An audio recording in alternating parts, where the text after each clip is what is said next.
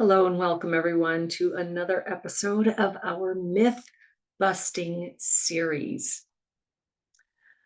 Did you know that anti-aging is a big business? The global longevity market is projected to surpass 120 billion, yes, with a B, billion dollars by the year 2030. Yet most people chasing these anti-aging hacks don't see lasting benefits. Why is that? Well, a lot of it is because these interventions, they tend to ignore genetic individuality. My name is Dr. Laura Varden. I'm Dean of the DNA University and an in-house clinician here at the DNA Company.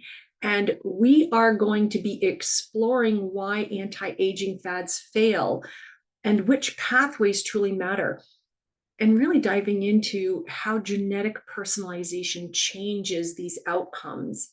And I am joined by my co-host, Justin Harris, and we are going to be talking about many things of the lies of longevity or different strategies that just aren't working.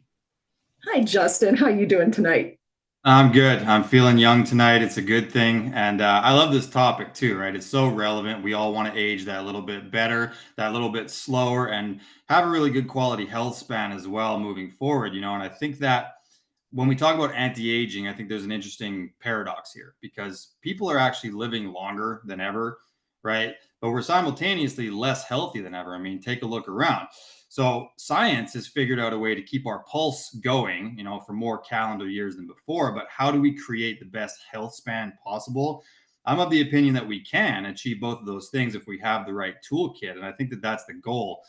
Your genes really do come into play because they can highlight individual elements that can age your body faster, right? So this information that we're going to go over tonight should be fully integrated into whatever your anti-aging practices are, because it can just help you to guide the actual priorities with anti-aging. What systems do actually need reinforcement and which ones are doing okay? If you're going to keep your car running well, it doesn't mean that you need to change the upholstery every year and paint it every year. Like, well, no, you run diagnostics and you find what element of the car needs the support, because otherwise you're basically taking out mortgages to get a whole new car reinvented every year, right? So guidance of therapies really matters here, and your body's no different. Absolutely. And we do encourage everyone, if you haven't already, please fill out the poll. Take a moment and do that, and we'll be going over it in a couple more minutes because we want to see what strategies have you tried? What are your thoughts on these longevity fads? And what is it that you want to get out of this webinar tonight? And that way we can kind of guide and tweak the information that we offer here tonight to give you what it is that you are spending your evening with us for. So let's talk a little bit before we get to the poll. Throw out some of the fads that you've heard of. These, billions of dollars that are being spent between supplements and therapies and a lot of different things. Throw out some of the ones that we'll be talking about tonight. So I think that as far as fads concerned, we would talk about things like NAD therapy in an intravenous format. I have a lot of people coming to me saying that they're doing that and they're not quite sure if it's even benefiting them or not. And there's a couple of different things going on there, right? Because we know that NAD itself, the molecule, absolutely matters for longevity, mitochondrial function.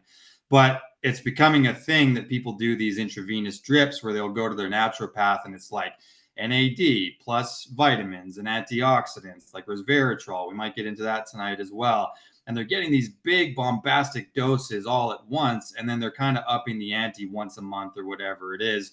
And I think that the science is a little iffy as to how much that contributes to your longevity. So NAD is one of them. I mean, maybe you're better off with just doing a supplement format versus that. I mean, what do you think about that? Yeah, I mean, when it comes to NAD, it's definitely a molecule that a lot of people are really chasing after. And, we are going to be getting into more about what NAD is, giving some information, the different delivery systems. And really, that's where we're kind of hovering and looking at as one of the longevity hacks is how are you getting that? How are you promoting NAD plus in your body? Like you said, there's oral supplementation, there's intravenous IV, there's even different forms, whether it's like NAD plus or NR, NMN, and what are these letters that I'm throwing out? So yeah, that's really a big thing. And there's definitely research that has been going into it, even for the last, I'd say 20 years.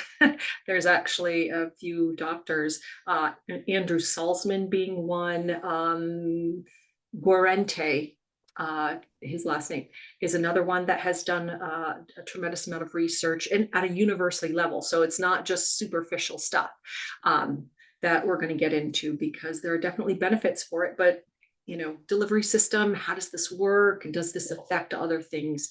So yeah. So what else? What are a couple other things that we'll touch on tonight?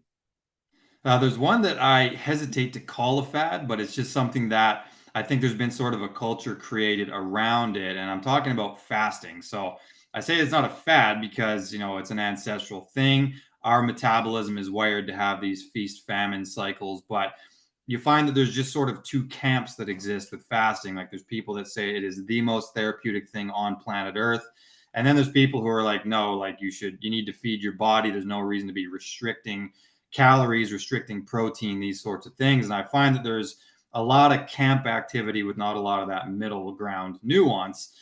So, we always try to kind of look at it from that holistic, zoomed out point of view. And we land on this idea of, well, there's times when fasting may be appropriate or situations where it's appropriate.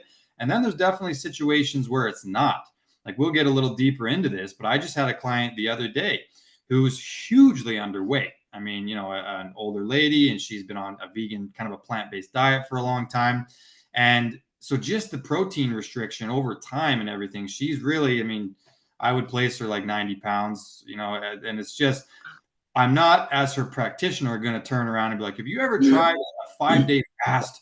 Like, you think that, you know what I mean? It's not a good idea for someone who's already underweight. So that's the nuance. And it's like, yes, there's therapeutic properties, but if and when, and we always try to correlate it to the person. But I think fasting has become like a culture. Like they talk about fasting, and our ancestors sort of defaulted themselves into the feast famine cycle. Unless it was for religious reasons, nobody was really on purpose having to do it. The food just wasn't available and they had to work for it. So they inherently ended up fasting for periods and feasting for periods. But now caloric availability means that we have to sort of figure out these strategies and do them on purpose or not, depending on how we show up. Yeah. And when you consider, I mean, with all of these different types of anti-aging fads, results can vary widely. And this is what we're getting into, from the NAD plus IV drips to resveratrol to fasting. Okay. These approaches, yeah, they can boost energy, vitality, even slow down cellular aging. But for others, these same strategies produce little change. Some people may think, oh, this is just a waste of money, or it could even cause some harm. So, really getting down to the root cause, not just looking at their current situation, like in the case of fasting that you were just saying. But most protocols are a one size fits all, and it totally ignores that critical role of genetics and the biochemical pathway status. So looking at this is very important, and this is what we're talking about. This is what we're going to be focusing on this evening. So why don't we pull up the poll questions? So Vanny, oh, beautiful, thank you. And would you mind doing the honor of reading them for us? Absolutely. And I can't believe how quick Vanny just pulled that up. She's on her game tonight. She's awesome. She's always on her game, let's be honest. Okay, so we asked a handful of questions here. The first one was, When you hear the term anti-aging, what do you think of first? Like what comes to your mind? And relatively even split across the board here. So we listed supplements, fasting slash biohacks, energy, skincare, genetics, or I'm not sure. And the highest one was actually fasting slash biohacks at 29%. The next highest one was supplements because we all love supplements. And the rest of it is, between 12 and 16%. So definitely the fasting and the biohacks. I'm glad we brought that up first before we even looked at the poll. We just knew instinctively. So the second question is, what excites you the most about anti-aging strategies? And we listed a few things, extending lifespan. 9% of you were interested in that. 16% improving energy and vitality. 14% preventing disease. And only 5% said looking younger. Shocking. I would assume we all care about that.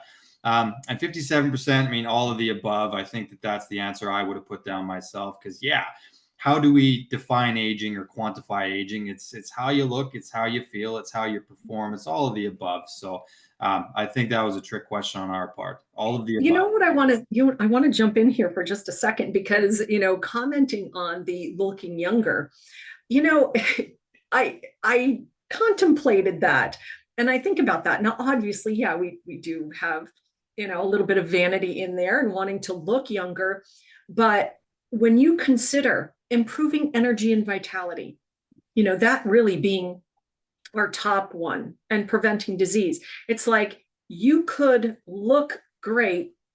This isn't usually the case, but you could look great, but feel like crap, or have some sort of disease that doesn't allow you to fully participate, embrace life the way you want to. So, yeah, I can definitely see why the looking younger would not was not as high on that importance list because it is what excites you most. So, yeah, I'm right with you guys. So fantastic. Yeah. Well, it's all connected too, right? I mean, typically you're going to look better the healthier your body is. I mean, that's just a fact as well. So definitely the byproduct of all of our systems being in alignment is you're going to show up looking and feeling that way. So let's get you all there because that's a great goal. So the third question is, which of these anti-aging fads have you tried or considered trying? So it's funny, we brought up NAD drips right off the bat. Only 3% of you have actually tried that. But intermittent fasting, the second thing we brought up, 50% of you have tried that in some way, shape, or form. Resveratrol or other kind of antioxidant supplements, 21% of you. Only 5% have done keto or like extreme diet hacks. So when we say extreme, I would say kind of really far on one end of the spectrum, like just carnivore, just vegan, really long fasts, that sort of a thing. And then 21% of you said none. So welcome. Maybe we can make some suggestions later on tonight. The fourth question we asked is, if you could measure one thing to track your true biological age, what would it be? And 21% of you said epigenetics and methylation clocks. We're going to get into that a little bit tonight. 36% cellular energy and mitochondrial health, very important. 7% said hormonal balance, 14% inflammation levels, and then 21% just said not sure. There's a lot of ways to go about it, right? So we'll tackle some of that tonight as well. The fifth and final question that we asked is, what would you most like to gain from this session? Relatively even split here. 26% said clarity on which fads work and which ones don't, right? We're talking all about that tonight. 24% understanding the genetic blueprint. And then 45%, this is the main one, is actionable hacks for energy and longevity. 5% just said motivation to make the changes. And 0% said others. So we tackled all of your intentions within those few options. All right, we have a good idea of what people are after tonight, Dr. Varden. Yes, we do. So let's dive in to some of the information that we first spoke about. And since we kind of focused a bit on NAD, not many people have tried it. Well, at least the drip. Okay, we didn't specify if they were taking some sort of NAD precursor as far as supplements, like oral supplements. So I would like to see in the chat if you are taking some sort of NAD plus precursor. So we're talking NMN, nicotinamide mononucleotide, or NR, nicotinamide riboside. These compounds that help to boost NAD plus in the cell, put a 1 in the chat. If you are taking a supplement form, I'd put a 1 in the chat because I take one as well. So just, yeah, put a 1 in the chat if you take a supplement form, oral supplement. So we're not limiting it to the IV drips. Okay. See, so yes, we're getting a lot of 1s now. So I am seeing that a lot of people do take oral supplements, but maybe not so much, obviously, of NAD IV. So would you like, or would you mind speaking a little bit to what the difference is? Yeah, so we're talking about delivery mechanisms here, right? And it's very important. And I mean, just to kind of zoom out for a second, NAD, if you're not familiar, it's nicotinamide adenine dinucleotide. And it's a coenzyme that's found in all the cells of your body, and it's essential for energy production, cellular repair, DNA repair. It actually helps to convert food into energy, and it activates these things called sirtuins. And those really just help to sort of protect the cell from age-related damage, right? So that's why this is in the anti-aging category. I would say that NAD, the reason why people supplement with the precursors as opposed to supplementing, I'm talking about oral supplementation with NAD itself, it has a lot to do with particle size, right? And it's important that you give your body the precursors so that it kind of build more of its own NAD. Because as we age, it does naturally decline, right? It goes down. And I do believe that it is a factor there. So, when you can rely on these precursors as supplementation, as far as what Dr. Laura said, NMN, NR, there's even D-ribose, there's just niacin, there's peptides like 5-amino-1-MQ. All of these things benefit the NAD pathway. I think the benefit of supplementing with it as opposed to getting the injections is that you're getting a stable dose of the precursors that are just sort of supporting the mitochondria in that way. There can be some side effects and some risks associated with any IV therapy, right? Like mild side effects like nausea, flushing, headache, because you're getting a pretty big dose all at once. Even, chest tightness, there's always a little bit of an infection risk. I mean, if you go to the right place, you probably shouldn't have that. It can mess with your blood pressure. There is limited evidence as far as the actual longevity benefits of it. And then it's just a cost and a time thing, right? Like these drips can get pretty expensive. Some naturopaths will do like NAD and resveratrol and vitamin C and do this big kind of a plethora of things that you're going to take in all at once. I rarely suggest shotgun approaches when it comes to ingredients and supplementation. We talk about this glutathione all the time as well, where it's like the precursors of glutathione, selenium, NAC, glycine, these things can contribute to your body's ability to make it without overloading the pathways. So even that, there's times when you should take glutathione itself, and there's a lot of people that should rely just on those precursors. My opinion, you're better off supplementing with the precursors of NAD because the particle size is appropriate and you're daily able to boost up the precursors so that you can build more instead of spiking it every 2 weeks with a big shotgun dose. Do you agree, Dr. Varden, or do you think there's some value to perhaps doing the intravenous format? Well, there's not as much research when it comes to the IV. I mean, obviously, like you said, there are some downsides. There's also, I mean, I personally have not done the IV. I take oral supplementation, both NMN and NR. But I have heard from friends and some other people that there are some problems, like if it is dripped too fast, it can actually cause a lot of chest pressure. There are, the fact that you have to sit there and wait. It can take a long time, so there are a lot of cons to consider, to make sure it is the ROI there. But yeah, it's not that that there's as much data on that. There's more data when it comes to the precursors in oral supplementation. So, I mean, when we're really looking at the fact that the NAD plus IV therapy is very popular among celebrities, biohackers, as that youth elixir, their actual benefit really depends on mitochondrial health. So when we're thinking about mitochondrial health and the genetics of it, we're looking at genes like SOD2, your GST genes, GST-M1, GST-T1, because NAD plus is fuel for the mitochondrial repair. But if a person's detox or cellular repair pathways, like SOD2 and your GST genes, aren't primed, adding more NAD plus is like pumping premium gas into an engine with faulty spark plugs. It may go unused or even create more cellular stress. So you need to have all aspects being supported. So if you have a slow SOD2, make sure that you are supporting that.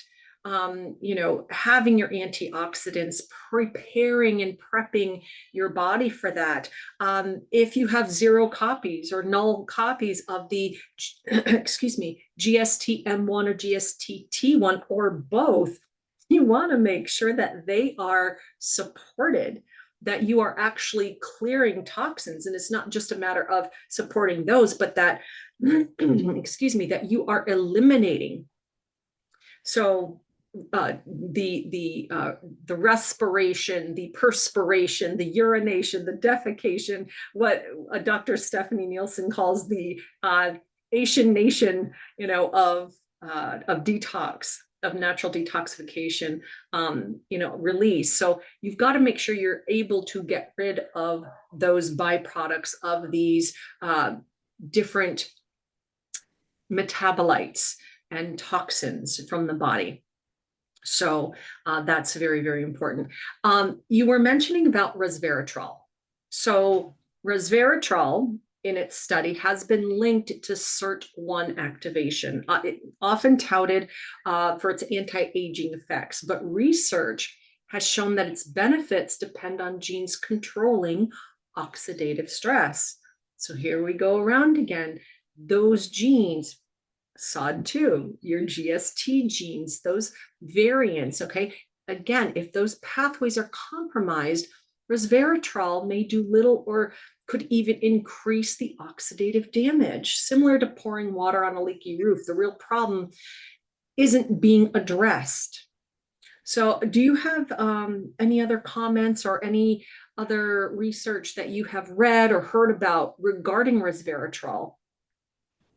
Yeah, I would say some of the issues surrounding the research with it is that there seems to be a bioavailability problem with a lot of resveratrol supplements, and they can even interact with certain medications and things like that as well. So there's some contraindications there with its usage. The mitochondria are very complicated, right? Like there's more than one moving part to how that goes. So it's like there's the free radical component to mitochondria that we have to target, and we look at SOD2 and glutathione peroxidase, et cetera.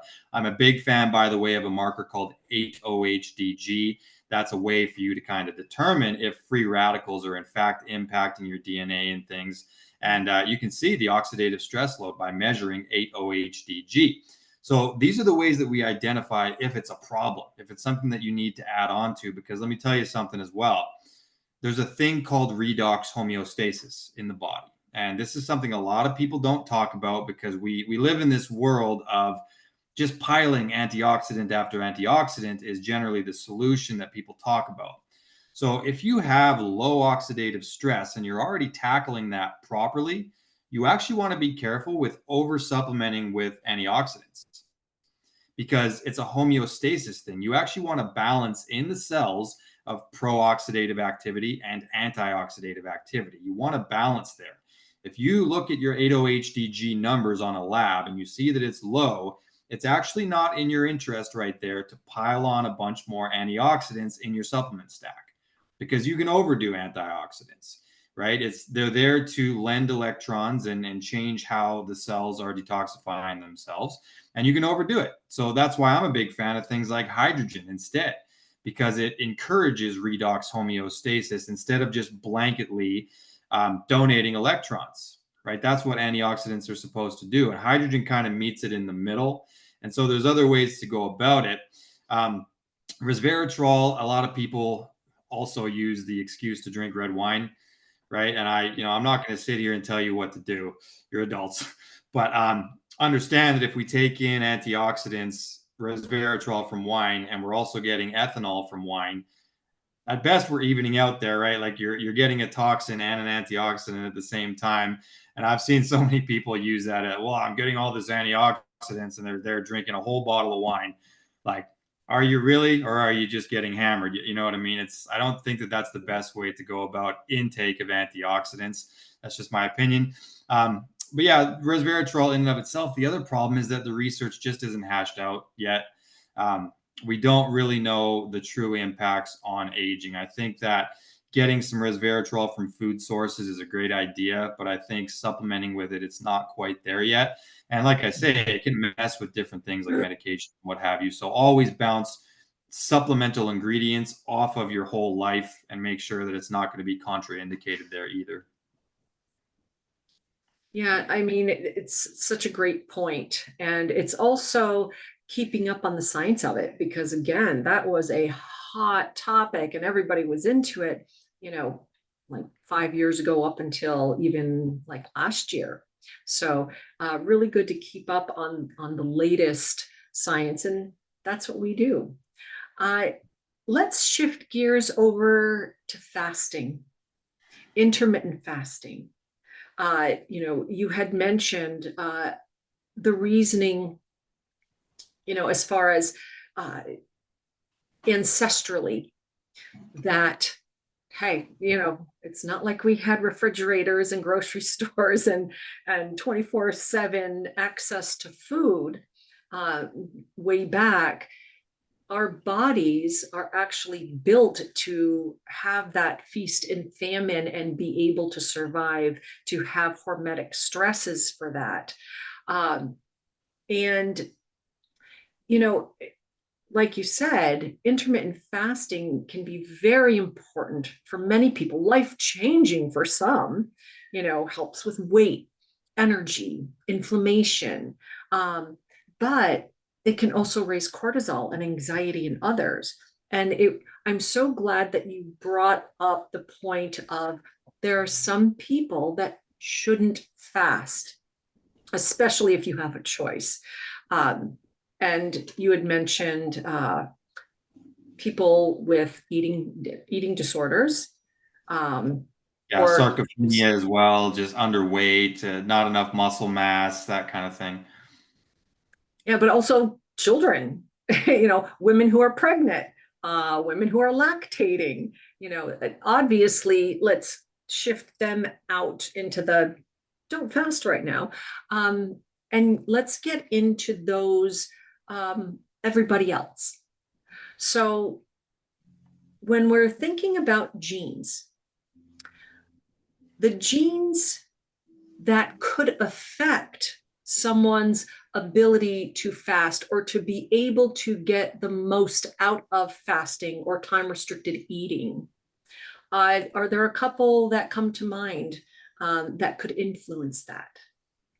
Yeah, the one that comes to my mind right off the bat, as far as the camp of people who may want to consider it as a strategy, are people who have suboptimal gut detox genetics. I think that it can be a really useful tool there, because we got to remember that, especially in 2025, the food that we take in has been messed with, right? There's stuff on it and there's toxins that come with it.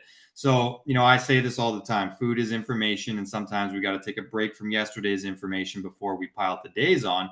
And if we know that via a gene called GSTM1 that your gut does not detox properly, meaning you have zero or two copies of GSTM1, those are the two ends of the spectrum that are suboptimal there. And rather than adding in a bunch of different things to help you detox the gut, sometimes just taking a break from input can be a great tool there to use. it does have detoxifying properties. That's why it increases things like autophagy, right? That's a detox pathway. It's so fascinating how many different ways the body chooses to detox, like the lymph system, there's the liver, there's the enterohepatic circulation system, there's the kidneys. There's so many ways that the body chooses to detoxify itself. And the autophagy pathways are part of that whole system. And just giving your body that information break allows it to work through any old junky proteins or starches or things that might be sitting around in the digestive tract. And it can definitely have some gut detoxifying benefits to it. There can be a downside, though, with regard to gut health if you're one of these people who gets a lot of cortisol out of fasting. Cortisol, while absolutely necessary and valuable, cortisol can actually shut down some of these different processes in the body because it's very pro survival and it's very much a fight or flight thing. So when your body is in fight or flight, it starts to shut down some of these secondary movers, like the ability to digest food. Your body's not thinking about that if it thinks you're running away from a predator. Or sex hormones are another example there. It's not thinking about procreation when it's thinking about getting you out of that circumstance. So cortisol can compromise the gut because it suppresses secretory IgA. That's one of the body's main defenders. It also causes the mast cells to increase things like histamine, TNF alpha. Some of these pro-inflammatory cytokines can be released if you go too far into that cortisolic realm. So fasting, the way to look at it, in my view, is that it's a balancing act, right? We have these different pathways. One is called AMP kinase, and that gets increased when you fast, and that's a great cellular cleanup pathway. And then its exact opposite is called mTOR. And mTOR is like an anabolic building pathway. And we need to have times in our life when we build and times when we take that rest period and let our cells clean out. So to me, it's about paying homage to both of those. We want to have times when we're loading up on calories and protein, et cetera. But then we also need to have that break. I think that we're all familiar with the downsides of too much feasting, right? Go anywhere and look around. You'll see people that are embodying the downside of too much feasting. But there is also too much famine. Our ancestors knew that all too well. And there's people modern day that are absolutely underweight, are lacking muscle mass. Frailty is a huge problem as we get older. People break bones left and right because they just didn't take in enough protein and things like that. So paying homage to the ancestral mechanism, but understanding there are people that fasting is not for, right? To your point, teenagers, two-a-day athletes. You should not be in a place where you're highly restricting intake because your body is just being broken down already. You need to make sure that you're building up with those calories and those amino acids. Yeah, and as you were saying about the cortisol, I mean, a couple other genes that I would think play a factor in that stress response would be like the clock gene or the FTO gene. Variants in those actually can cause a genetic predisposition to overreact, heightened cortisol output, and fasting can exacerbate stress rather than promote longevity. Not saying that people with dysregulated clock or FTO, which by the way, I'm dysregulated in both, but yet I make fasting a regular part of my routine, time restricted eating that I find very beneficial. But I make sure that my stress response, that I don't have an overreaction, that I balance it out in other ways. So it's, again, you were saying, way in the beginning, it's not so much the genetic, like, oh, if your genetics are this way, you shouldn't be doing it. It's more so, what is your current situation? What is your current, physiology, that's going on? Are there some issues that need to be addressed first before you can actually take advantage of the benefits of intermittent fasting? So let's move on to some other aspects, because really, when we're talking about fads failing without context, it makes it difficult to navigate what's going to work, so that way you're not just wasting money.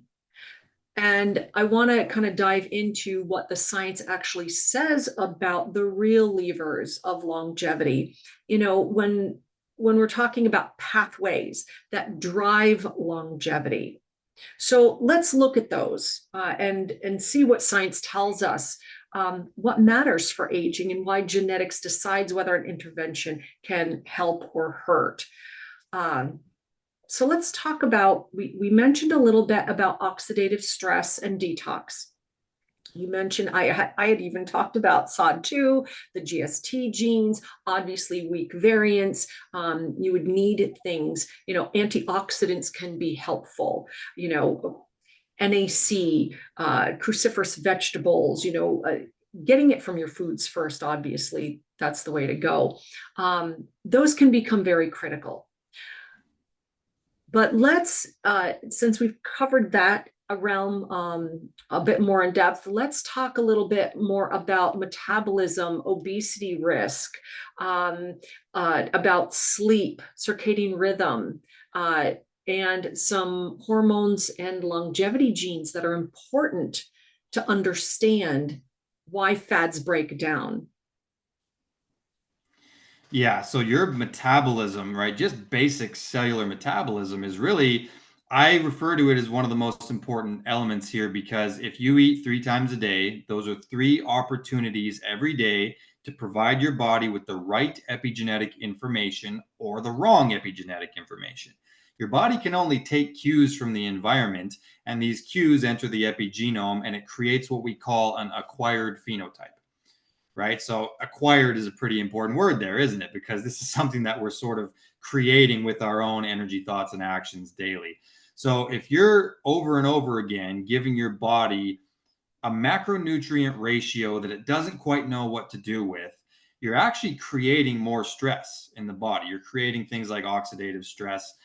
If your body can't metabolize fats particularly well, based on things like ApoE, based on things like ApoA2, based on things like TCF7L2, which is the insulin response, you're giving your body an abundance of information that it doesn't know what to direct, right? It doesn't know where to put it. So this is just basic cellular metabolism, and getting your macronutrient intake right is one of the primary things that you have to do. That's one of the first conversations I have with people because, again, this is an everyday thing. For the most part, we're eating every day. Most people eat more than once, and we need to make sure that we're harnessing that information and giving your body what it really needs so that your cells understand their jobs better, right? Because every cell has a metabolism, and this has a lot of trickle down effect because even cancer cells have a metabolism, right? A cancer cell is a normal cell with a different metabolism.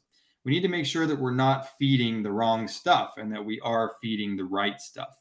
Um, there's a lot of genes regarding things like satiety that we look at, right? So FTO, which Dr. Varden mentioned, that's actually a signal that goes from your gut to your brain when you start chewing down food. And for some people, that signal is really slow, right? To where by the time that satiety actually kind of dawns on you, you've already gone back and eaten second and potentially third servings. And we look at two things there, by the way. So we look at FTO, it's the gut to the brain, and then we look at MC4R, which is the palate to the brain. So when you go ahead and start chewing down food, your mouth literally has like a signal that it will send upward and say, "We're good, mate. Like, stop. We don't need any more." And some people are just basically dysregulated there as it is, right? So the diet conversation, that's why we look at it how we look at it. We go, what macronutrient ratio is going to work for your metabolism? And we look at the different enzyme activity to determine that. We look at the gut with GSTM1 because that's where the processing of these nutrients happens. We look at the insulin response because some people are at baseline 1.5 times greater insulin response when you take in carbohydrates or too many fats or whatever. So we need to understand all of these mechanisms. And then we look at things like food sensitivities as well, because some people, healthy food isn't healthy food across the board. I think unhealthy food is unhealthy food across the board, but healthy food is not across the board because some people react to it. And we're talking about inflammation in the gut. And we know that inflammation is among the roots of all evil. So as we zoom out here, this is a map, right? Like we look at a lot of different kind of factors to land people with the ideal dietary circumstance. And it's not an N=1, you should do keto because of this one gene, or carnivore because of that one gene, right? This is a broader conversation that we have with people. But taking control of your epigenetics means you have to have these decisions under your control, and food is one of the main ones. Yeah, and I'll tell you, when we think of anti-aging strategies, if you think of it like a recipe, okay, and if key ingredients, your genetics, are missing or incompatible, the recipe fails or tastes terrible. Just like one person thrives on seafood, like you were saying, good food, but others can be allergic. Obviously it's not going to be a superfood for them or not be good for them. So interventions like we've been talking about, like NAD plus or resveratrol, they only work if the body's nutrient machinery is tuned for it. And if you are primed epigenetically, because it's not just, hey, if your gene is this, you can do it, or if it's not that, you can't do it. There's more to it than that. The epigenetic aspect, the genes in context play a factor as well. It gives you some space, some wiggle room to say, oh, just like what I had said, my FTO gene and my MC, well, yeah, my MC4R is fine, but my FTO gene is not good, not good at all. But I still fast and I thrive on it because I've put it in the correct context. I'm aware of what it is and I fit it to my needs, my hormones, my circadian rhythm timing. That was the other one, the clock gene. I work it in so I make the fasting work for me.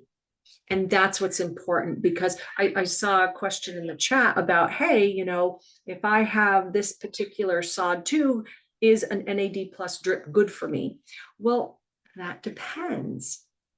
NAD plus or increasing NAD plus in the cells, yes, it can be helpful for that, but you have to do it just right. Is the rest of your terrain primed that you can handle that and you're not actually increasing oxidative stress in your cell, in the mitochondria, in the cells, but that you are supporting that the energy for the cell, the DNA repair, the cellular integrity, all of these things that NAD plus does. But you want to make sure, is this right for you now? Yeah, it's interesting too that some of these therapies can be like it's so dosage dependent, right? Because like when we're talking about the cells and things like oxidative stress, I mean there's eustress and there's distress, and we've talked about this Right. before. And a hormetic stressor that gets taken too far is just a stressor, right? So like when we're aiming at mitochondrial health, people will use things like red light therapy, for example. I'm a big fan of Right. red light therapy, but too much red light therapy will absolutely start to increase oxidative stress, right? So the right amount, fantastic for the mitochondria. Too much eustress is a distress. And that's exactly what I mentioned with antioxidants. If your oxidative stress is low, you don't need to take doses of vitamin C and vitamin E on top of that, because we want homeostasis in the cells. And you can overdo all of these things, right? You can do too much fasting. You can do too much exercise, too much sauna. These things in the right dose can be anti-aging, but pro-aging in the wrong dose. So don't do it without guidance and knowledge. And that's the main thing. Do it what's right for you and understand where your genes are contributing to the pro aging in your body, right? Like this is a map. That's why we break it down how we do. If I know that my liver detoxes well genetically, but my gut does not, well, guess where I need to place that reinforcement? And all of these things are trackable with things like lab work, with things like the DNAging premium that we offer. And that's like a methylation test that shows you what genes are being expressed and which ones are being silenced on average. So you can look at these things and see what the actual effect is going on in your body. And I don't recommend adding therapies willy nilly without kind of tracking it in one way or another. And speaking of our DNAging premium test, we have a 10% off our DNAging premium biological age test and reports until October 15th if you use the code DNAging Plus, and that'll get you 10% off.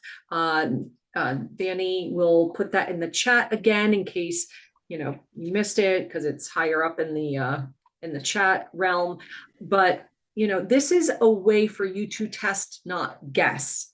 You're putting in the work. How are you doing? Is it actually working? Besides what you feel, what you see in the mirror, how just that subjective aspect is. You also want some objective data. Blood work. Is your blood work getting better? Is your DNA methylation patterns getting better? So these are ways to test, don't guess. There is another area that I kind of commented on, but I want to dive into just a little bit more before we move on to the next section of this webinar. And that is getting into hormones and longevity pathways. So this is an area that we have, that a lot of people become concerned about, because one of the things in the poll was prevention of disease. Okay, that one of the reasons why you guys are doing this, why I do it as well, is to prevent diseases. Well, ApoE is a major gene that a lot of people look at, and it's generally associated with late onset Alzheimer's, which unfortunately is not so late set anymore, or late onset. And what the ApoE gene does, it dictates how you metabolize fats and cholesterol. ApoE4 carrier, so you can either have like an ApoE2, 3, or 4. 2 is more beneficial, 3 is just average, what most people have. ApoE4 actually increases that risk. Again, I say risk for Alzheimer's. It is not diagnostic. It does not say you're going to get Alzheimer's. No. Okay, this is where the epigenetics comes in. So ApoE4 carriers have higher heart and Alzheimer's risks and may need tailored diets like low saturated fats to truly benefit. And this can work into, how does that work into intermittent fasting? How does that work into, having some of these other aspects of longevity hacks that we've been talking about? Because your brain, you want to be able to think, to process information. That's part of your health span. You can live a long time, but you want to make sure your brain is intact. When we're talking about hormones, the CYP17A1, CYP19A1, these are genes that dictate the speed of which you metabolize progesterone into testosterone, testosterone into estrogen. That balance is very important, because imbalances speed up brain, bone, heart aging, especially in postmenopausal women or older men.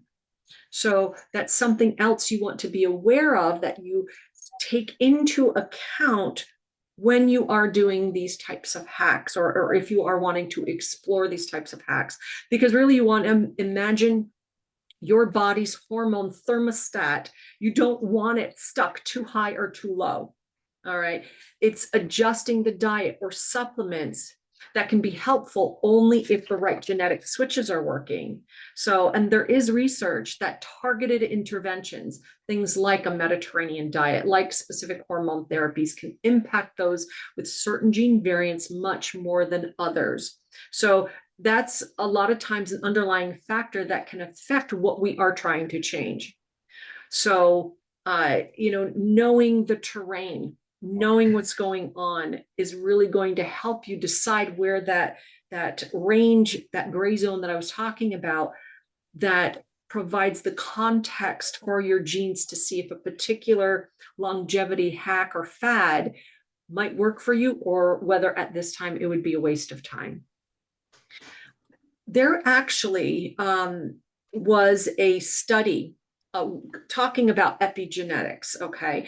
There was research that now shows that aging can potentially be reset at a cellular level through epigenetic reprogramming. And what does that mean? That just means adjusting DNA methylation patterns. When it comes to DNA methylation, a lot of that is it silences a gene. Obviously, we don't want all of our genes expressing all at the same time. That's not going to work. But we also want certain genes to have the ability to be expressed. When too many are silenced, that has been correlated to aging. Certain patterns, okay, of that DNA methylation has been directly associated with aging patterns, with chronic issues and other things that people deal with that are associated to aging.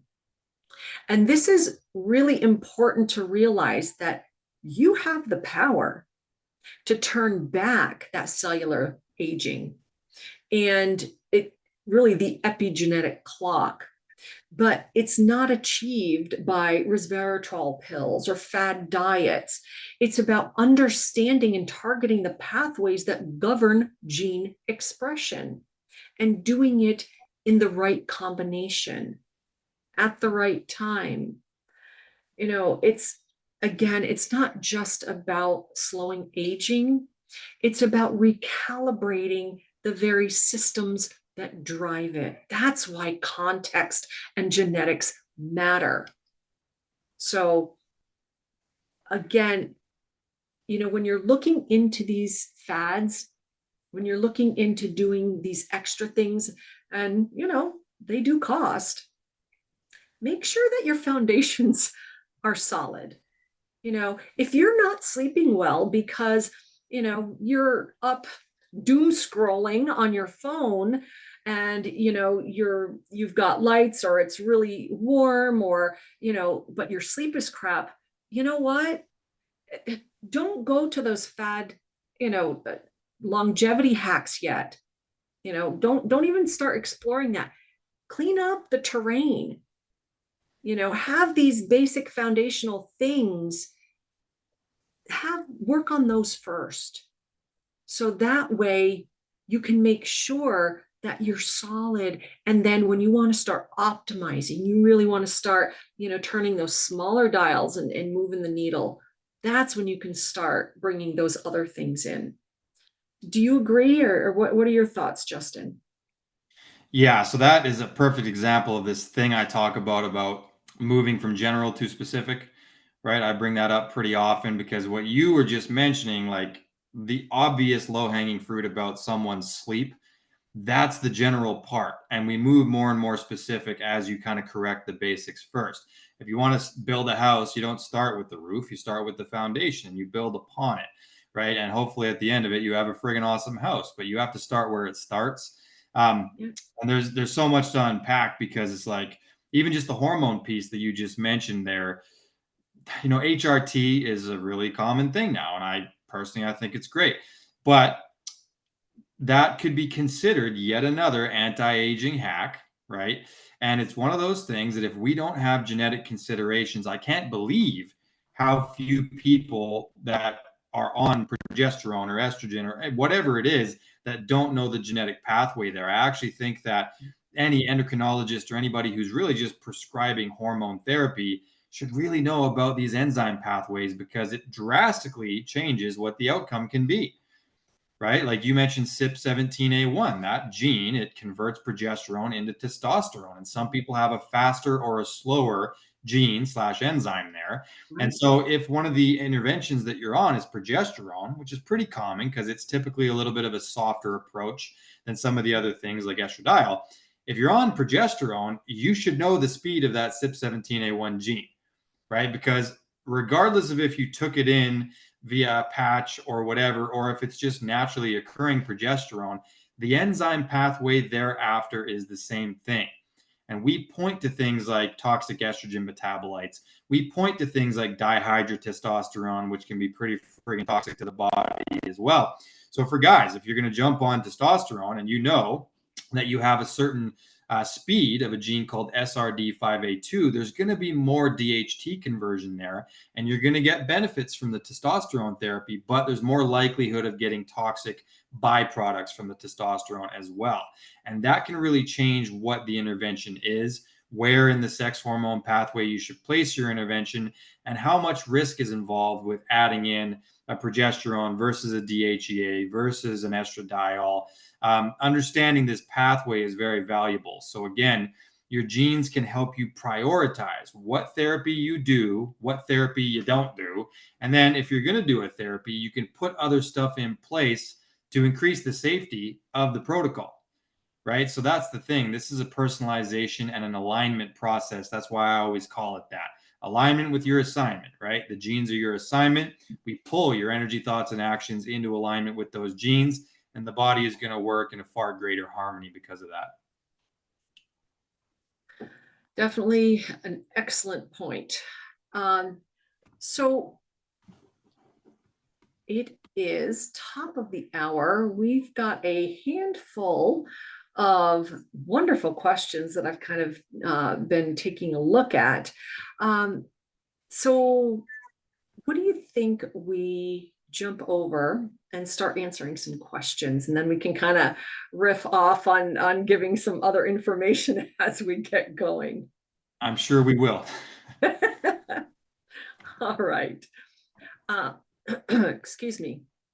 So it looks like our first question is from Lynn, and she's asking, is it true you don't need to take NAD precursors if your FOXO3 gene is GT? Now, GT is considered like an advanced longevity. If you have a G allele, okay, that's beneficial, okay? So, and it's a good question. But it's not entirely true that individuals with that particular genotype universally do not need NAD precursors. Now, while that GT variant is considered protective and beneficial, it is associated, obviously, with increased longevity, better cellular stress response. It doesn't guarantee optimal NAD plus status for everyone. And as we get older, our NAD levels, kind of like our hormones, women's hormones, as we go through menopause, it's just like downhill slide. So yes, we do, our NAD levels do decrease as we age. And you have to keep in mind as well that FOXO3 is a key regulator of cellular repair and stress resilience. And the presence of that GT, it does confer biological advantage, yes. But yes, it could make NAD plus deficiencies less likely compared to higher risk genotypes, but it's still something that you could still benefit from it. You could still benefit from those precursors. So, you want to imagine that your FOXO3 is a top tier air purifier in your house. If it works well, your air or cell health stays clean with less frequent filter changes or supplements. However, if air pollution, cellular stress, if that increases, even the best purifier might need some help. So while some people with good genotypes don't require as much support, periodic checks and supplementation may still be beneficial, especially if you are under a lot of stress or under certain aging conditions. So, but I do love that question, because actually that's one of the genes that we had talked about before, as far as that longevity gene. Yeah, and there's also, it's important to remember too that none of these things exist in a vacuum. So Right. if you've got the G allele of FOXO3, or even if you have two of them, which is like really, like we call it superhuman in the longevity reports. But let's say you have the superhuman profile for FOXO3, but you're missing a bunch of the glutathione genes, and you have really suboptimal SOD2 function, poor methylation, poor vitamin D. I mean, all these other things that contribute to how the cells actually function, detox, deal with inflammation. Not just one gene is going to be in charge of doing that job. So, like if we were to keep with the analogy of you have a really, really good air filter in your house, but your partner smokes in the house, right? That's like if you have great FOXO3 but terrible SOD2. The SOD2 is like someone is smoking in the house and creating the oxidants and the problems, but then you've got a really good air filter. Is it going to even out? maybe, maybe not, but we still need to address the rest of how that mitochondrial detox kind of pathway is working. So pay attention to the whole thing. SOD2 is going to matter even if you have really good FOXO3.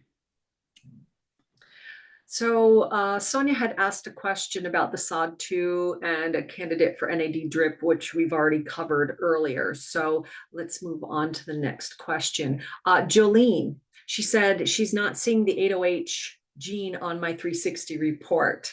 Shouldn't it be there? So Yeah, so 8-OHDG, 8-hydroxydeoxyguanosine, it's a marker. That's a lab marker. It's not a enzyme encoding genetic thing. What I was referencing is that that would be the marker I look at to identify the downstream of having upstream suboptimal genetics for clearing free radicals. If you have elevated 8-OHDG as a lab marker, that is a direct indicator that you in fact have oxidative stress going on. So I have this thing in my head about like genes being like upstream encoding processes and then using really reliable lab markers to peer into the downstream because those are like windows into what's actually showing up. So SOD2, GPX, that's what we look at for the actual genetic pathway of clearing oxidants, free radicals. 8-OHDG is the marker I look at to really see how big of a problem it is showing up. And it's also another marker for like, how good are your interventions actually working?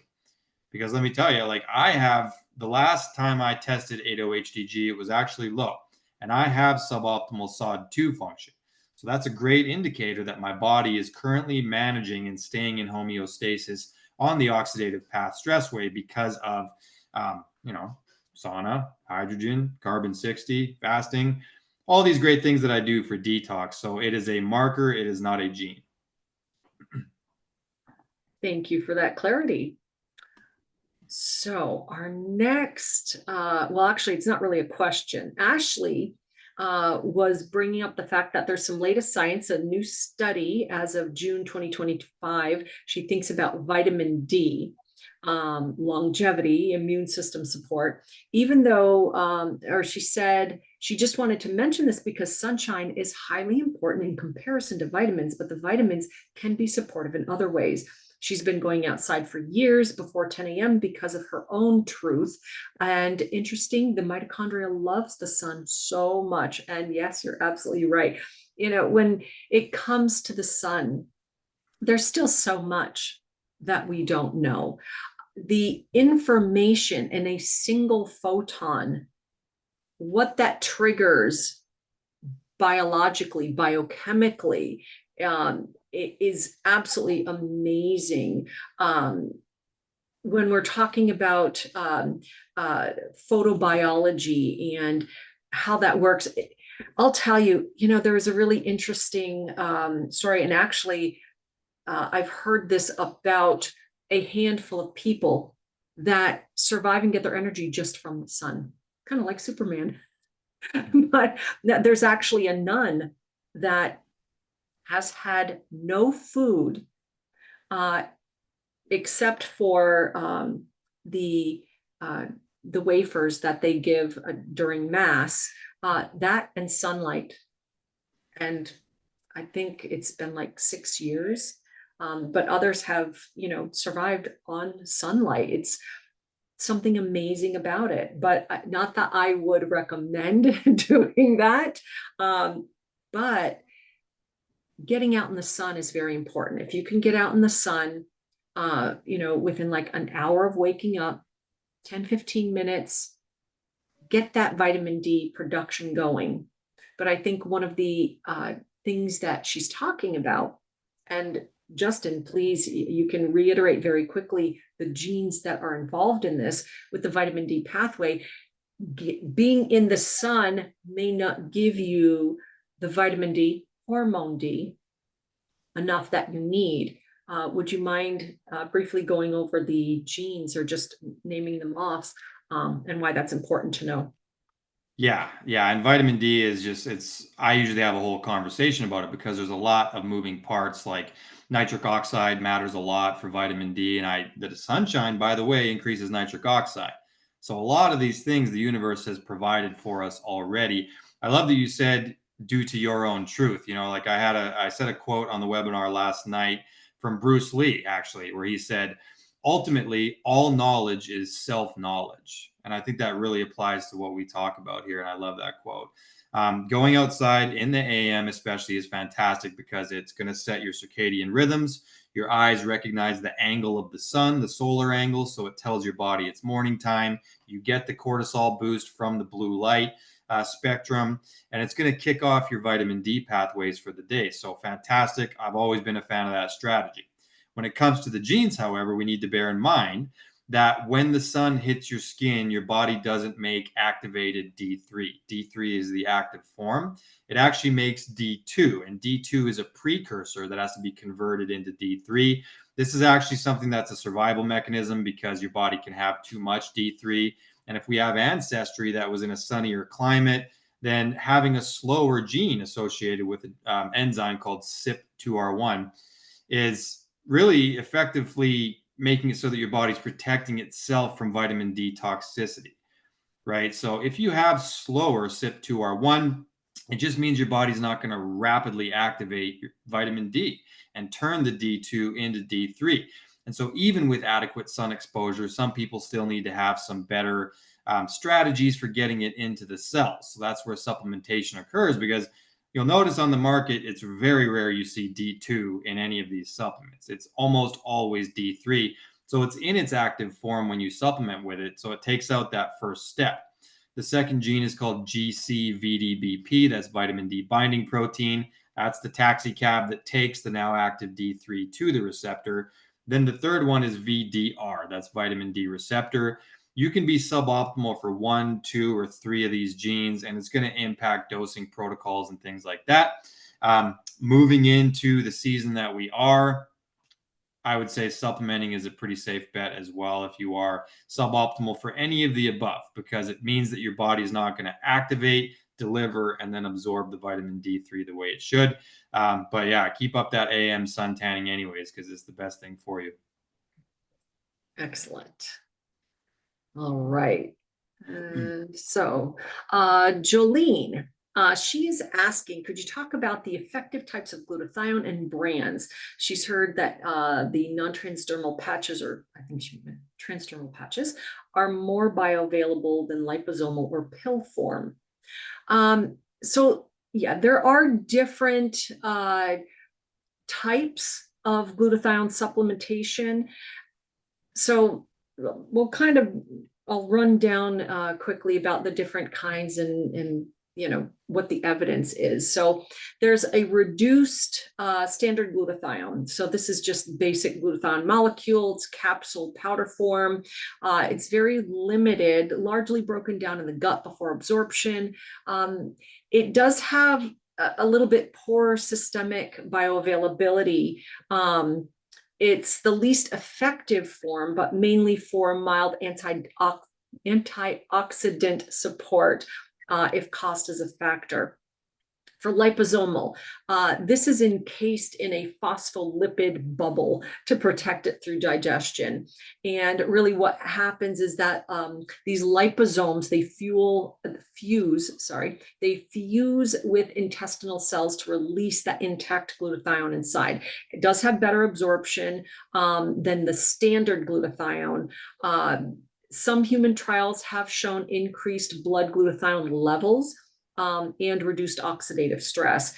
It is one of the more popular and well tolerated, but obviously quality varies by brand. So, you know, make sure that you do your homework for that. There's sublingual, and that's generally like a tablet, spray, absorbed through the mouth mucous membrane. It helps to bypass digestion, liver metabolism, because there is like that first pass through the liver in some forms. And there are some small studies that do suggest better absorption than oral glutathione, but less data overall, you know, to really give us more robust information on that. There are alternative, or it is an alternative, I should say, for those with poor gut absorption, GI sensitivities. So if you've got leaky gut, if you're not absorbing the nutrients in your gut very well, then doing something that helps to bypass that is generally better. Now, when you're talking about transdermal or these patches, so creams, patches, that does the delivery system, kind of like vitamin patches, okay, goes to the skin. This isn't glutathione, but it's a different vitamins. Really, this can help because it enhances that signaling to stimulate endogenous glutathione. There's not a lot of evidence on this. Studies do show that oral liposomal glutathione raises the plasma levels more effectively than the typical patches, but they're convenient, but not well proven when we're talking about systemic absorption. And then, of course, another one is the IV. So this is that direct infusion of glutathione into the bloodstream, bypasses absorption barriers completely, clearly raises blood glutathione rapidly, often used post-surgically in a medical detox or for oxidative stress settings. So the thing to consider with these, though, is that clinically, yeah, it's effective short term, but not practical or necessary for general wellness, because you do have to go to a clinic, you have to, and it can get expensive. So really there's pros and cons to each, and then it's finding what would be best for you. But definitely look at your genes, look at your GST genes, because if you have 0 copies of your GSTT1, GSTM1, you're dysregulated in your GSTP1, glutathione may not be the form that you should be taking. That could be a little more problematic. You really want to go more toward the precursors. So I think that this, and I know I took a little bit longer to answer that question because glutathione was woven in through several of these longevity genes that we've talked about. We mentioned it several times. So I think it's very important that if you are looking to go down that road, that you go down it informed and do your homework, okay, and make sure that it is something that you can take effectively. All right, so there are some questions in here I think we can answer actually rather quickly. Susan is asking, did Justin say it was CYP 17A that affects progesterone? Yeah, so it's CYP17A1, and what it does is it kind of represents the first step we look at in the steroidogenesis pathway, right? Mhm. So in your hormones and fitness report and body type, it basically has like a step-by-step pathway of how your body creates different sex hormones. And it's very much a cellular cascade, just like how methylation is a cellular cascade. I was saying this last night on the methylation webinar. The body is pretty much entirely made up of things that go step 1, step 2, step 3. There's always more than one thing going on. And sex hormones are no different. So the first thing we look at is progesterone converting to testosterone. And CYP17A1, the CYP family, is really relevant for a lot of these different hormonal conversations. And that one in particular is in charge of converting progesterone to testosterone. And if you have a faster enzyme there, it means that you're going to have more conversion, right? So some people at a baseline, they just don't do a lot of testosterone conversion off of their initial progesterone. And it's because of that enzyme. So when you don't have a lot of conversion, you have what we call a balanced profile, which means you aren't dominant. You don't have a ton of sex hormone pulse kind of being created. And a lot of people are in that dominant category because you're getting a lot of testosterone. And then, by the way, the testosterone can either androgenize after that, or it can aromatize after that, or a mix of both. So that's how we determine your pathway: progesterone to testosterone. And then testosterone can convert to DHT, and you're really androgen dominant. Or the gene CYP19A1 is in charge of the aromatization, and you can get a lot of estrogen dominance because of that. So that's how we sort of map that out. And yeah, that's the first step. So it's very important. Excellent. All right. So Lynn is asking, would urolithin A timelines might appear be too strong for a suboptimal SOD2 TT variant. So the TT means that the SOD2 is slow. So SOD2 superoxide dismutase works in the mitochondria to help convert oxidants into hydrogen peroxide, which then works its way, out of the cell, gets broken down through like GPX and then glutathione conjugation pathway. That being said, MitoPure is not categorically too strong for those with a slow SOD2. Really, bottom line, it should be used with extra antioxidant support and be personalized. Have a bit of a cautious approach, because there are aspects when you're talking about the fact of urolithin A. It is, I should say, it induces mitophagy, okay? Clears the damaged mitochondria, prompts cellular renewal, and that's really beneficial for aging tissues, okay? But the thing is that it can trigger and cause more oxidants, okay? So you do, having a slow SOD2, it does set you up to have a weaker ability to quench those mitochondrial oxidative stresses, which can increase with rapid mitochondrial turnover or heightened oxidative byproducts when mitophagy happens that can be stimulated by urolithin A.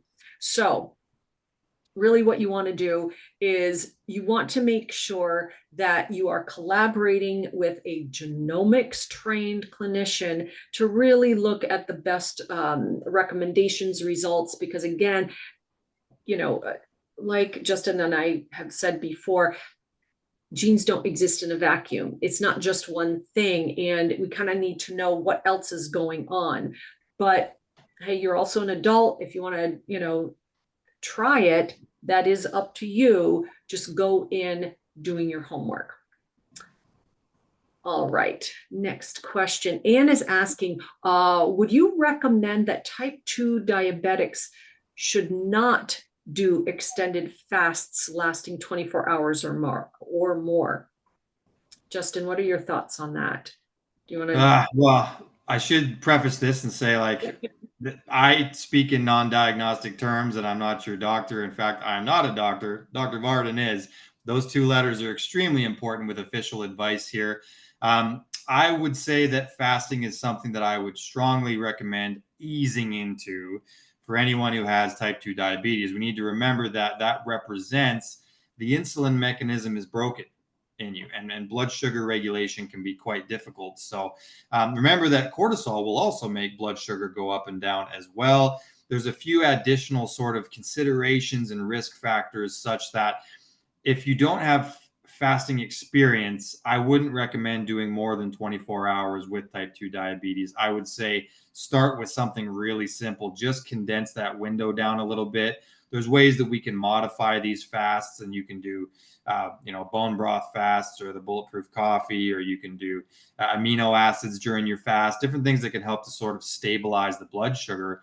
Another interesting option would be things like fasting mimetics, which are a pretty kind of fascinating thing to look at. So when you fast and you do like an actual longer fast, part of the anti-aging benefits would be certain metabolites get created in the body, right? So spermidine is a good example of that. It's one of these anti-aging things that gets created later on because it's kind of almost a postbiotic.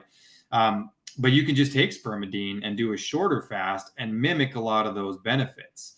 Or sometimes what I'll do is I have this strategy where every 12 weeks, I take a week where I just do the OMAD thing for a whole week, right? So for my body, that's almost like friggin' fasting, but it doesn't mess my sleep up or anything like that.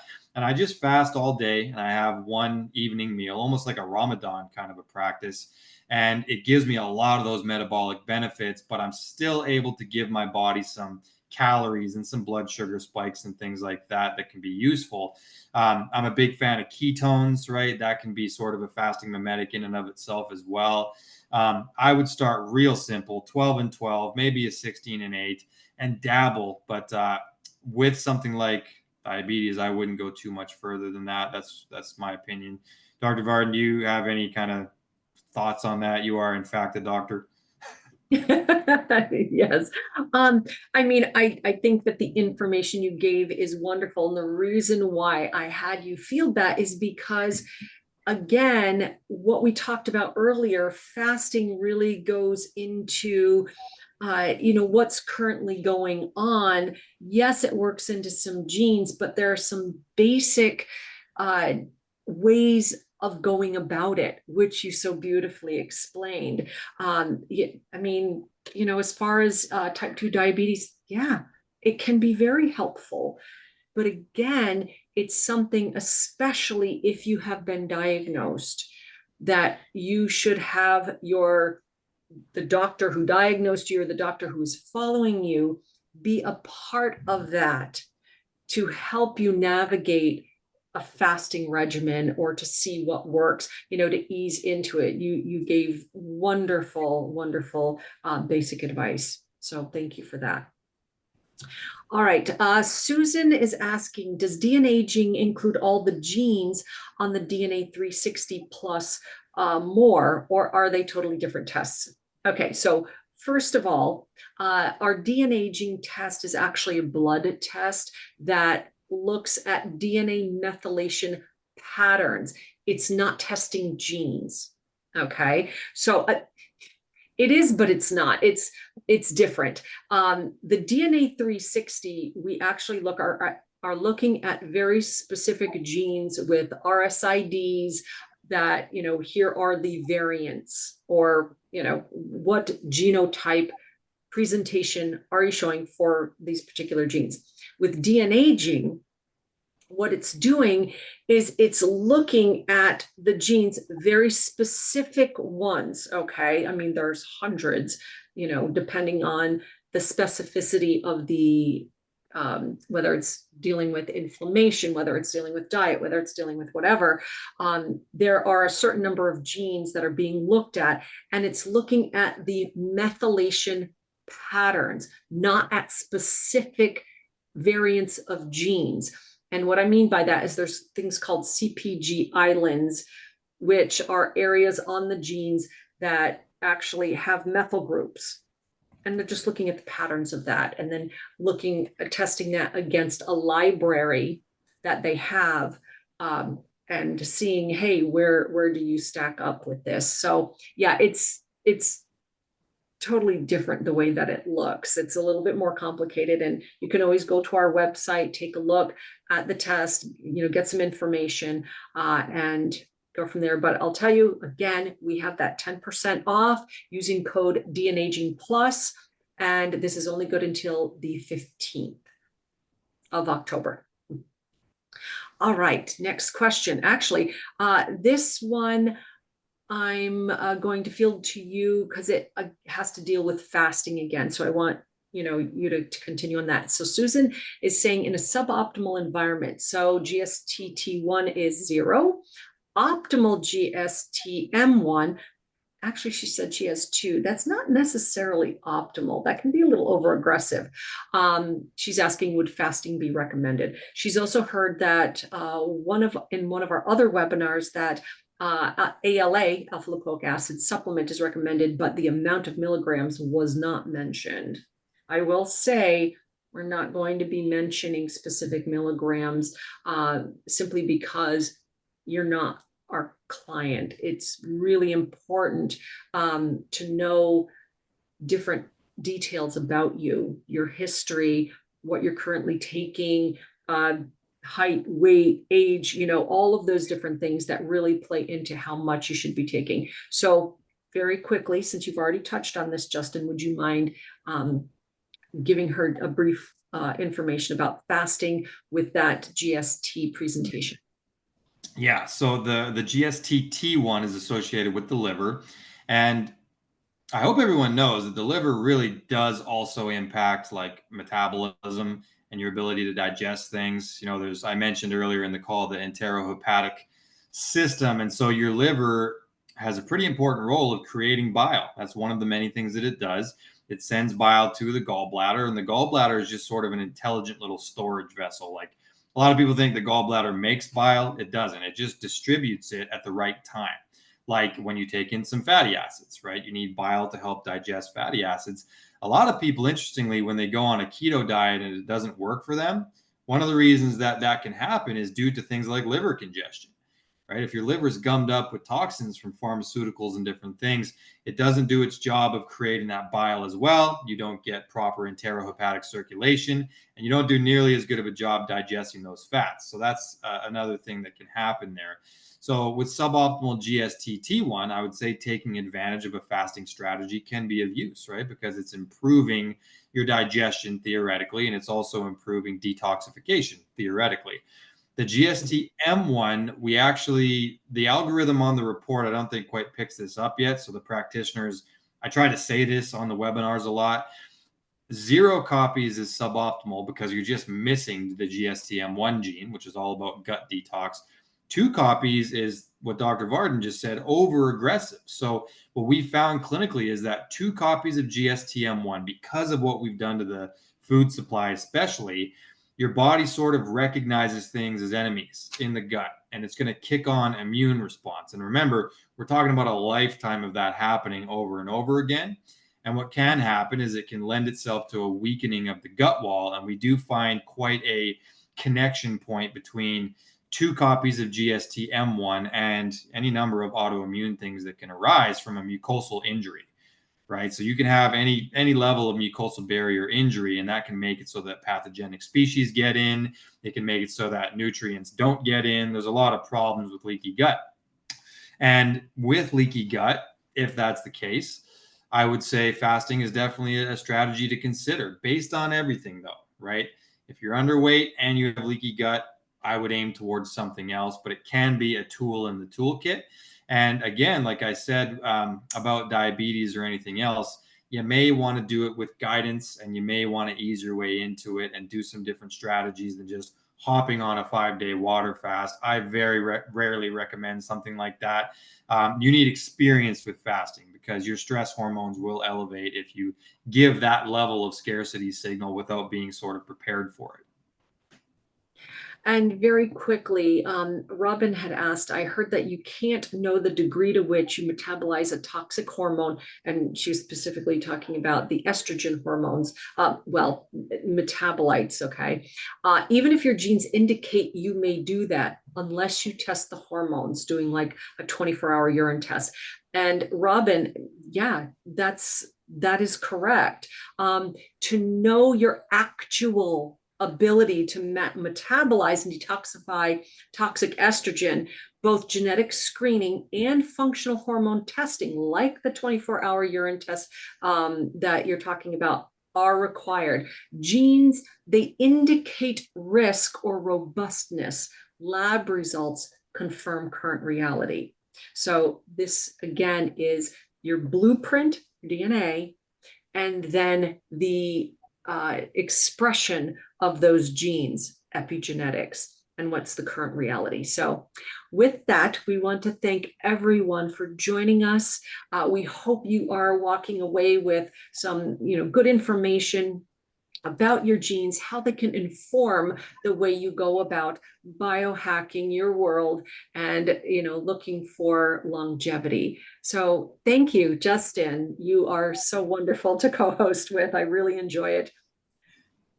And I will say to everyone, have a wonderful night.